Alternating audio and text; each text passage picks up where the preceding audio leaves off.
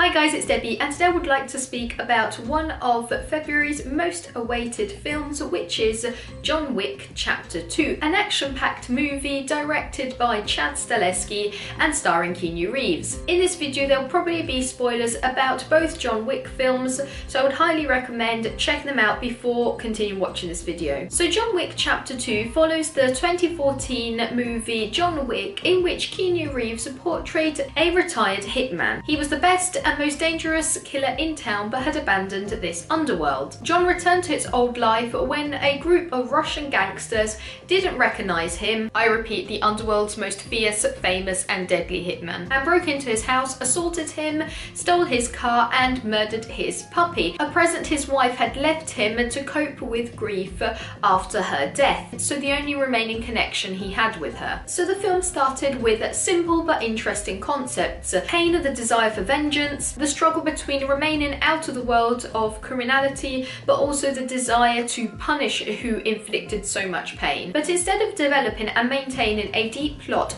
alongside an impressive amount of action scenes, the film just plummeted into 2 hours of absurd or non-existent dialogue. And the plot mainly consisted of John shooting and stabbing his way around town in a pretty impressive and well choreographed fashion, but with a rickety and unimpressive plot full of flaws which fail to deliver anything substantial. In the second chapter, John appears satisfied with his vengeance. He again retires from his work as a hitman, but is then contacted by Santino D'Antonio, portrayed by Riccardo Scamarcio, an Italian crime lord, which asks and forces John to help him kill a very important member of the world of crime. So John again has to roll up his sleeves and return to the underworld, which I'm not sure he really wants to leave at this point. So again, just like in the first film, we have an interesting premise. As a matter of fact, I actually found the second chapter's plot slightly more interesting than the first film, because it's not only based on the concept of personal vengeance, but also on blood debts and the domino effect of crimes, the absurdity of the twisted laws of the criminal world. Also, we are promised a deeper look into this world, the moral code that rules it, and so on. But unfortunately, just like in the first chapter, these premises only remain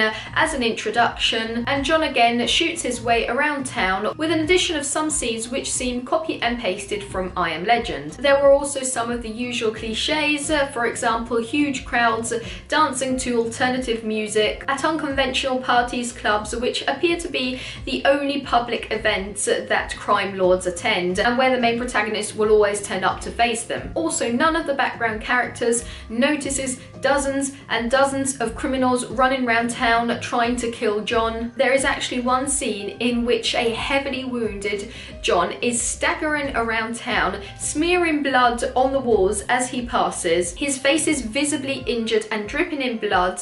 He clutches his wounds while engaging in a gunfight with another man in the middle of the crowd, and nobody barely glances at John or the other man. We really are a self-absorbed generation. The only possible good feature of this film is the action scenes, which are extremely elaborate and engaging, as director Stahelski is actually a stuntman. So the action was surreally stunning, but it could barely hide the fact that it also presented a huge amount of inconsistencies. For example, John has been known to single-handedly tackle dozens of highly trained men, but yet he struggles when he has to fight back against one single man, but just for storyline reasons. Also, he is heavily wounded by firearms pressed directly against his skin after an already extensive series of injuries, including being hit multiple times by vehicles. But he still keeps on fighting as if this were cartoon violence, and he had been barely scratched. And also there was obviously the overused cliche of the killer wasting time when he is directly in front of an unarmed target. So although the action scenes were pretty impressive, they were quite empty, and also they only remained engaging for the first 20 minutes of the film, and then slid into 2 hours of mindless shooting, stabbing and punching, and repeat. I love Keanu Reeves. I think he is an excellent actor,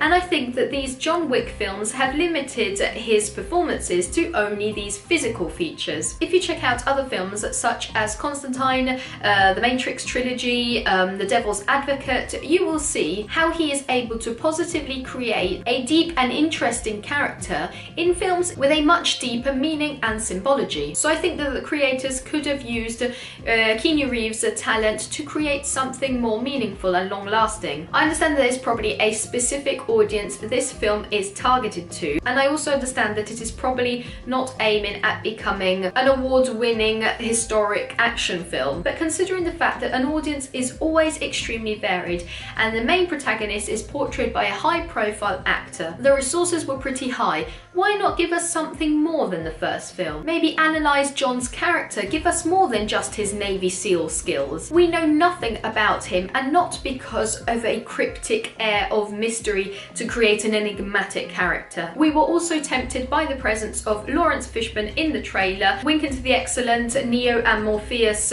screen duo in the Matrix trilogy, but we hardly get to appreciate Lawrence Fishburne's character as it is extremely limited and surpassed by Ruby Rose's one. The creators will have another chance with the third installment in the series, which should be already in the works, but at this point the story is so surreal, I have no idea what else will be thrown at John or how he'll become even more immortal than what he is now. Let me know what you thought about John Wick Chapter 2 with a comment here below, and remember to subscribe for many more film and series reviews. See you soon, bye!